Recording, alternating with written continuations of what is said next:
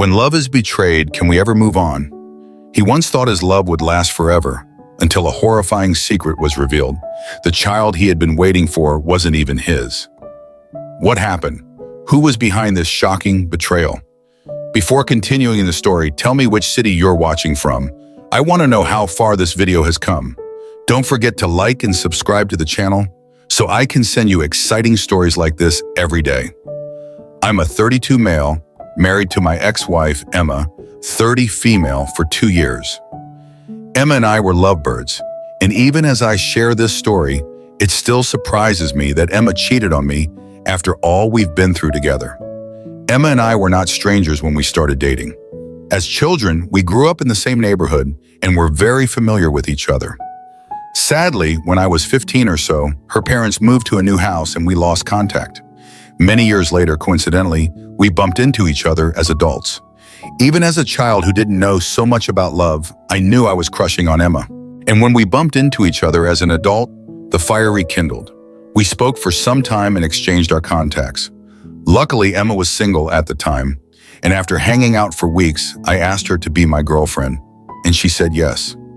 We dated for a year before getting married. I know this might sound simple, but I knew I loved Emma and felt complete when we married.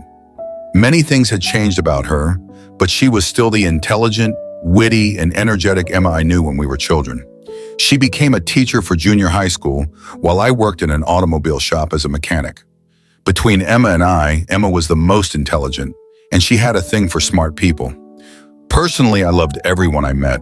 I wasn't particularly looking for intelligent people like Emma did, which was the major difference between us. When we were catching up and hanging out, I used to feel like I was out of her league, but after I got to know her better and we fell deeply in love with each other, I got more secure. But I always put in extra effort to keep her happy. Our marriage was fun, sweet, and full of laughter. She made being married so much fun and peaceful. We barely fought or argued about things. When we were dating, Emma told me that she hated being yelled at, so she made me promise that I would never yell at her, no matter how angry I was. I promised her I wouldn't raise my voice at her for any reason, and she did the same. So if we were having an argument, it would sound like a very intense conversation, but no voices raised. Regarding our opinions on children, Emma and I belonged to the same school of thought. We didn't think it was important to wait years before having children. To me, doing that did not make sense. I preferred to have a child a year or two after marriage, so our child would grow with us as we grew older and not wait to have my first child in old age. So immediately after we married, we started trying to get pregnant. There were times Emma would miss her period and she would think she'd gotten pregnant, only for her period to come the next day. Aside from that, in the first year of our marriage, she got pregnant once, but she miscarried after a month, and we lost the baby. This was a very emotional moment for us because we had been waiting for months to get pregnant, and after she successfully got pregnant, we lost it. After she lost her first pregnancy, we took a break for a while before we tried again, and unfortunately the same thing happened. She had another miscarriage at the 5th week. The second time she miscarried, she woke up one morning and noticed she was bleeding heavily. When I took her to the hospital, it was confirmed that she miscarried.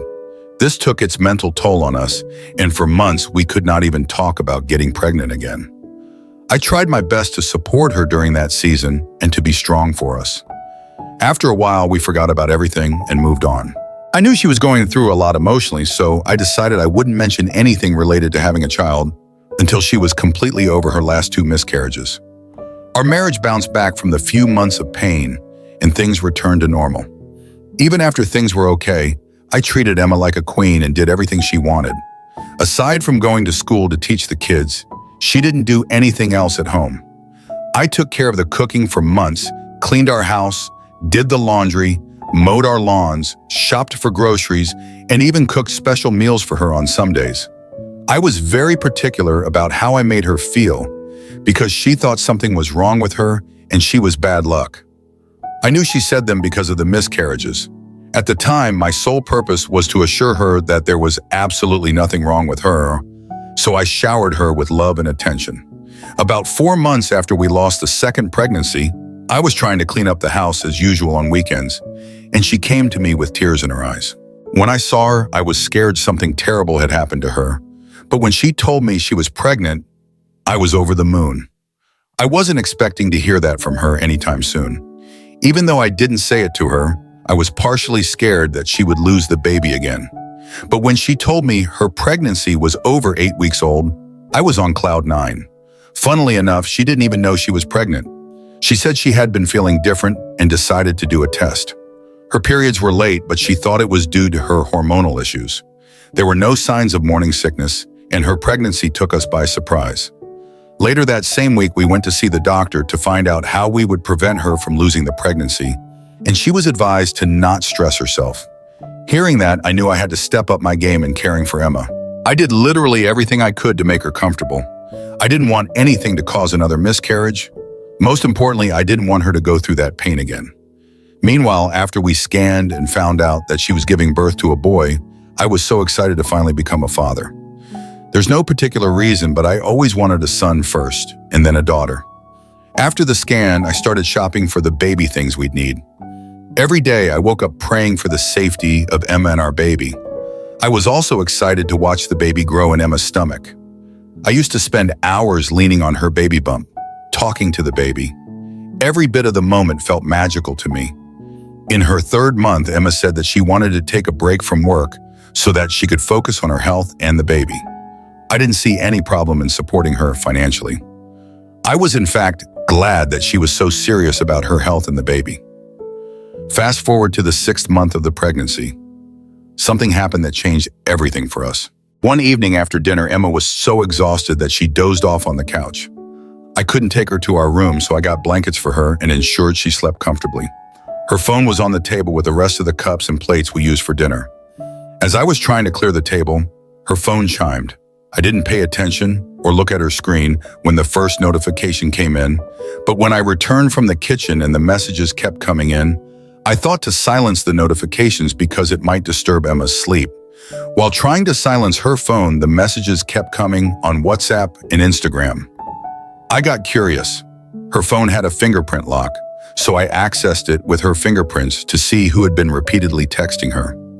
On accessing her phone, I saw that it was a contact she had saved with a single love emoji that kept texting her. I was curious to know who it was, and my heart sank when I opened the messages sent to her. From their conversation, I figured she was talking to a man who kept asking her, "How is my baby doing today?" and other questions related to her health and her pregnancy. I had to read her messages over and over to understand if he was a doctor. After digging enough, I found out he wasn't. At the same time, I was going through her Instagram.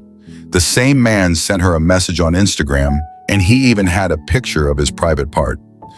I wouldn't have known they were communicating on Instagram if he didn't send that message. It was through their Instagram chat that I found out Emma had been cheating on me.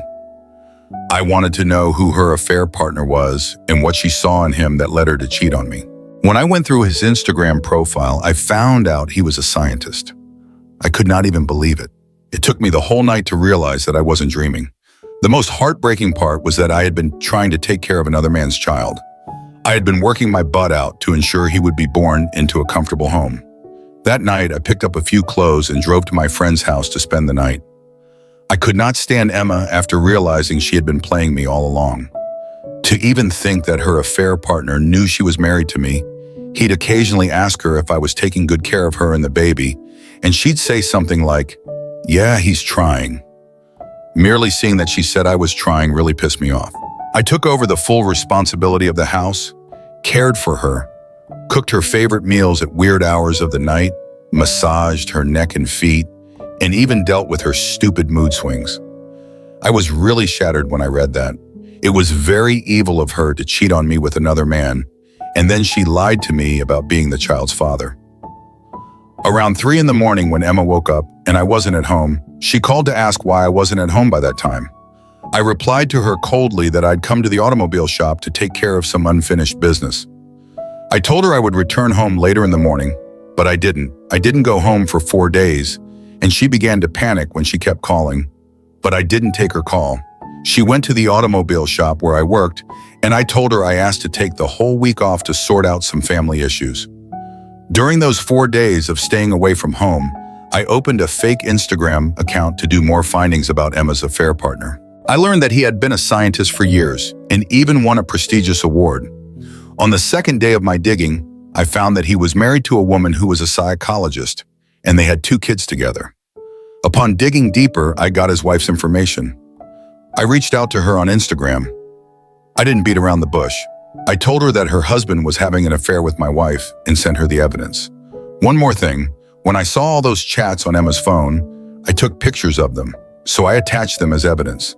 She replied on the next day to set up a meeting for us, and I met her on the 4th day, the day I returned home to Emma. When we met, she kept saying she couldn't believe her husband was cheating on her, and I assured her he was. She even looked at the pictures of their conversation I had taken, and she was so heartbroken. She nearly passed out when I told her my wife was pregnant with her husband. So, after our meeting, she said she would confront her husband, and I told her I would do the same. I couldn't even pretend that I was not hurt, because I was.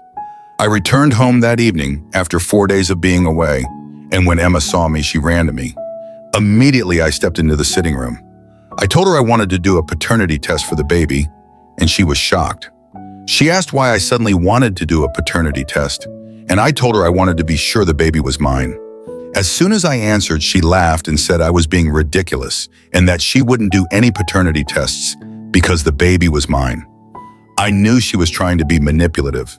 If I didn't know the truth, her acting would have forced me to believe I was the father of her child. That day, I raised my voice at her for the first time in years. She was shocked to see me react like that. The next thing I knew, she started crying and said I was accusing her of cheating on me and that she couldn't believe I would do such a thing after everything we had been through. I watched her as she cried and did her emotional blackmail thing, and when she was done with her manipulations, I insisted that I wanted a paternity test despite anything she condemned me of. I had printed out the photocopies of the pictures I had taken of her chat conversations. I threw those pictures on her face. She was shocked to see that I had found out her truth. After a moment of silence, she said that she was just flirting with the man and nothing physical had happened between them. Her reasons were so dumb that I didn't feel like arguing with her. I told her that any man referring to her baby as his baby is no joke. Hence, I need to see the paternity reports. After arguing for hours, she finally agreed to do the paternity test. Eventually, we did the paternity test, and when the results came out, it confirmed that the baby wasn't mine. By this time, Emma knew it was useless for her to keep pretending, so she started asking me for forgiveness. She lied that she got pregnant through a sperm donor and did not know who was the father of the child. I knew she was lying but was too angry and tired to confront her, so I left her in the hospital. I went back home and packed most of the things I needed. I was still packing some things when she came home and tried to stop me. At that moment, I was at my peak anger and I could have done something unregrettable, so I left the house. No matter how I try to explain how let down and heartbroken I was, I don't think any amount of words can express how I felt. While I was leaving the house, Emma became dramatic and started calling me names. Despite all she did to make me stay, I left the house and we didn't communicate for another week. She called me every day and sent different voicemails of her crying, shouting, and begging. It was almost like she had multiple personalities. Just 2 days ago, her parents called and rained abuse on me. They called me a deadbeat father and said I was the worst father any child could ever have.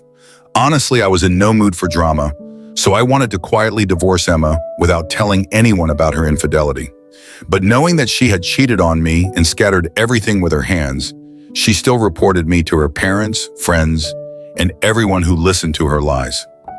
I can't stand any other person calling me to say rubbish when I know so well that Emma is the one they should all be calling names. Her parents have threatened with dire consequences if anything happened to their daughter or unborn child. Even though the child is not mine, it's still a living being. I don't want that unborn to suffer, so I'm just keeping quiet until she delivers. Whoa, I'm so sorry, OP. That's really heavy. I think spending some time away from her when you did was a smart move. Like you said, I think it would have been hard not to do something you would have regretted. What on earth was she thinking? So she was going to have the baby and then raise this baby, pretending that you were the father, all while seeing another man behind your back the entire time? How long has she been seeing this guy? What if the other babies weren't yours either? Gosh, how heartbreaking. I'm so sorry. Her parents are delusional, just like her. They're so desperate for a baby they don't care where it came from. You are not responsible for whatever choices your wife made.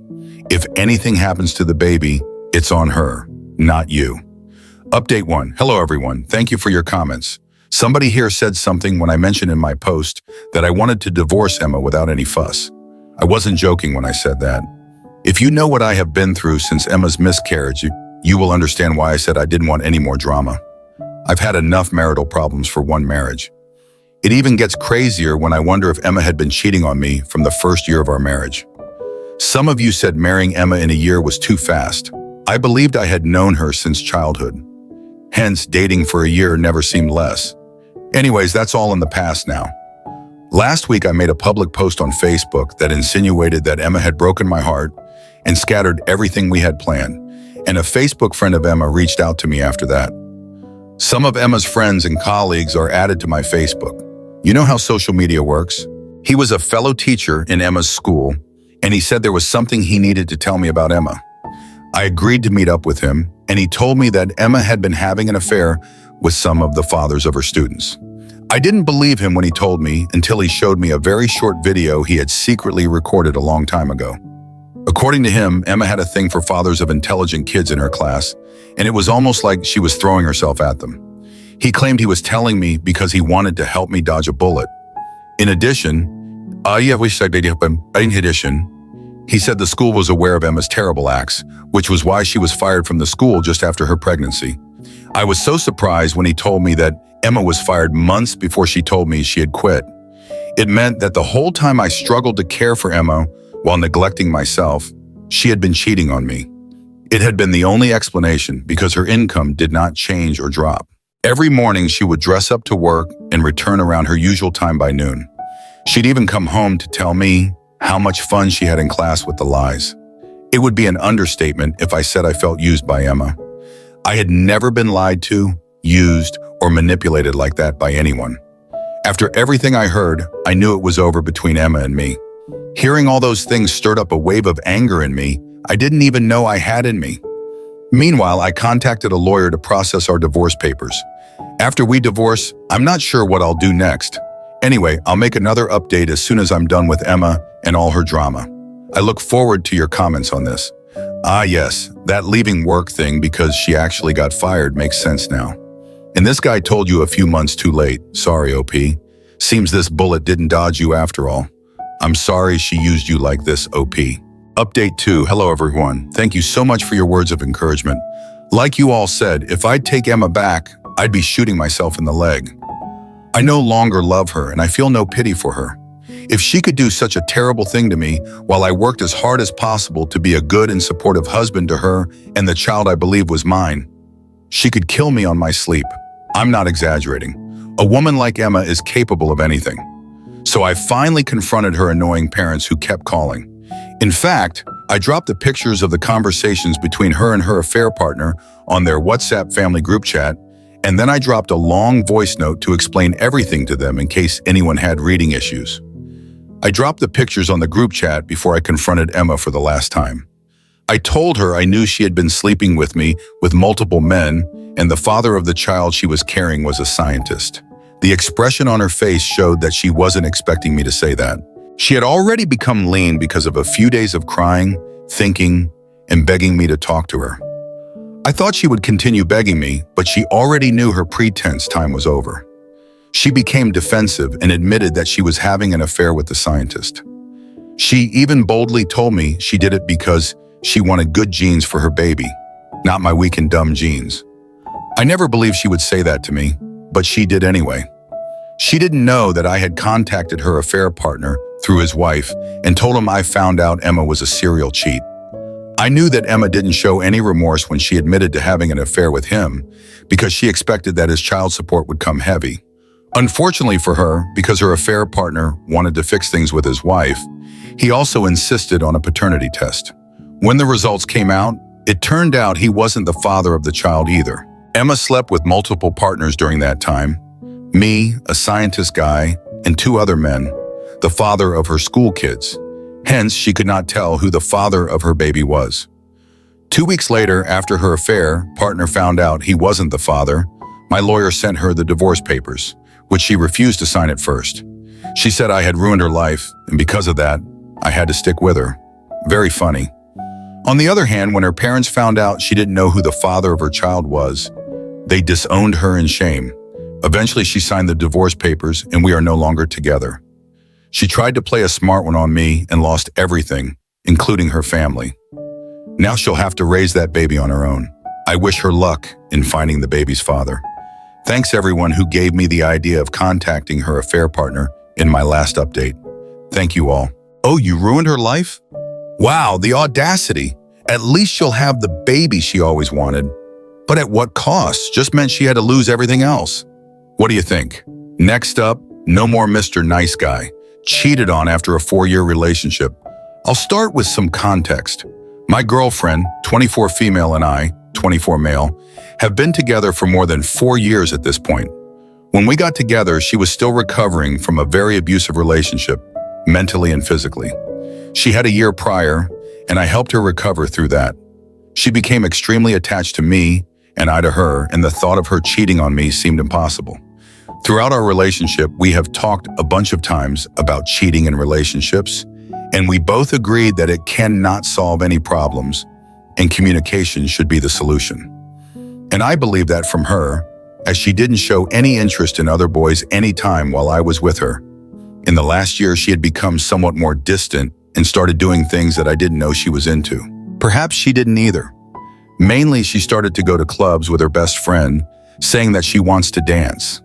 I told her, and she knew that that kind of fun just isn't my thing, and I didn't want to go there just to be her bodyguard. At first, I didn't think too much of it, as I believed she or her friend would handle any situation that might appear with guys flirting with her.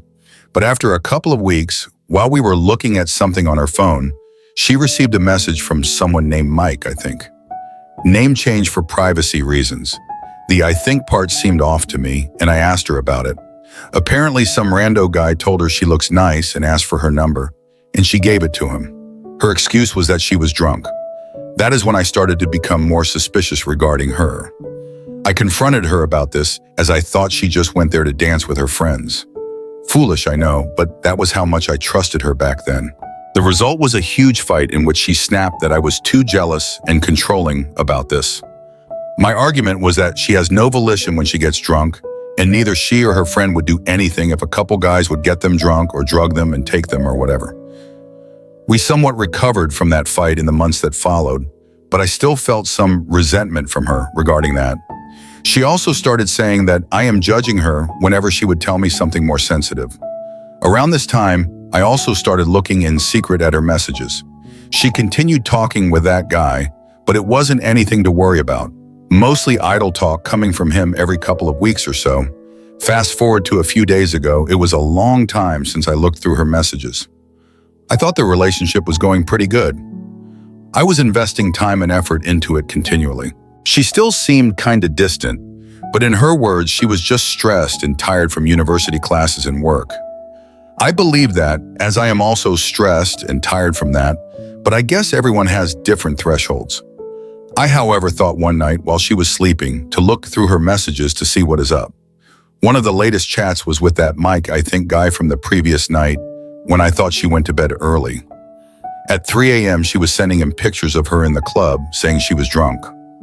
I was furious, but I didn't tell her anything at that moment. I started looking for other chats, and there it was. Some random guy, again with a strange name, can't remember it. Their conversation seemed a bit on the intimate side, no sexting or anything, but not that far. So I went to the beginning of the conversation with him. 3 months ago, he got her number after meeting her on the street. A few days after, she told him out of the blue to not tell anyone about what they are doing in bed. Suffice to say, that was the moment I snapped. I woke her up, asked her if she would tell me if she cheated. She said yes, of course. A few moments of silence, and she asked where her phone was. I handed it to her, and she soared off of the room on her own. Since then, she had told me what happened. She got extremely drunk that night with her friend at her place. She was sad at that period about our relationship, that she believed she could not talk to me, and that I don't give her enough time, although I have always given her time every time I could. If she had told me it was this bad for her, I would have given her even more. So she went off on a walk alone that night, and texted that guy. She then went to his place, kissed him, embraced him, and slept in his arms. Or at least that is what she told me. She is desperately trying now to get back with me, saying she loves me and it will never happen again. That she will try to get therapy and work on our relationship, fixing all that is broken. I am very close to believing her, but my heart is still broken. I do not know if I could continue our relationship with her, especially knowing that we were ramping up for living together, marriage, and this stuff, while she was hiding this from me. What should I do? Is what she did that bad, that it warrants no second chances? Should I walk on my ego and accept her back? Ask advice from the community. You are going to get some responses. First up, you are my enemy. You move on. She has shown you who she is. She has lied to you. Also, she asked the other person to lie. What she is doing is out of the cheater's handbook. Tell as little as possible. Did she do what she said?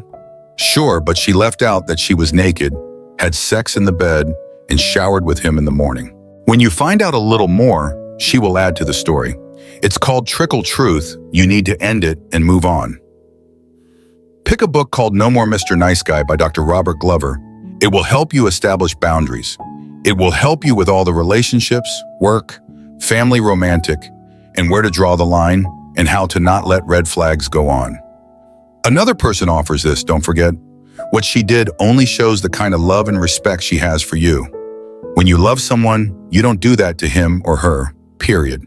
She was cheated on, and to thank you for your help, presence, and time, call it whatever you want.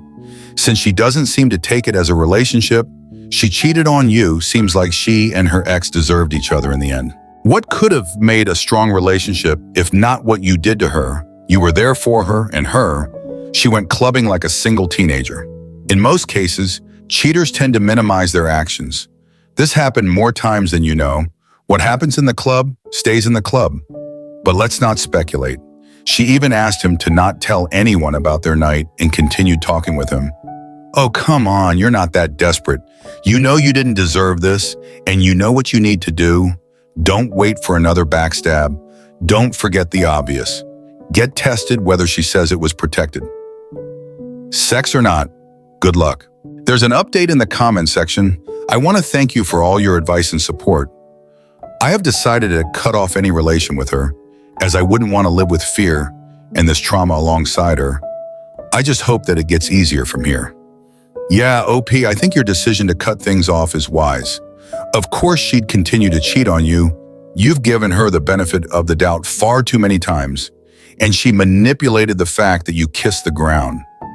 She walked on. Not anymore. Definitely no more Mr. Nice Guy.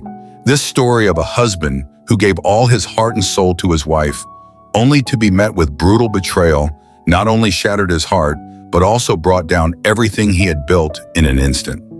Sometimes in life, we can't foresee the betrayal that comes from the ones we trust the most. But it is these painful moments that teach us valuable lessons about trust, honesty, and strength in the face of adversity. Each person has the right to choose their own path, but we must always remember that no one deserves to live in lies and betrayal. In the end, this story is not only a lesson about love, but also a wake-up call for us about the value of honesty and self-respect. We all may stumble, but what matters is that we rise and keep moving forward, not allowing the past to hinder our future. If you found this story moving and thought-provoking, don't forget to subscribe to our YouTube channel. Leave a comment and share the story with your friends so everyone can reflect on love, honesty, and the determination to overcome challenges. Thank you for watching and supporting us. We will bring even more captivating stories in the upcoming videos. Remember to stay tuned and never miss out on any of our fascinating content.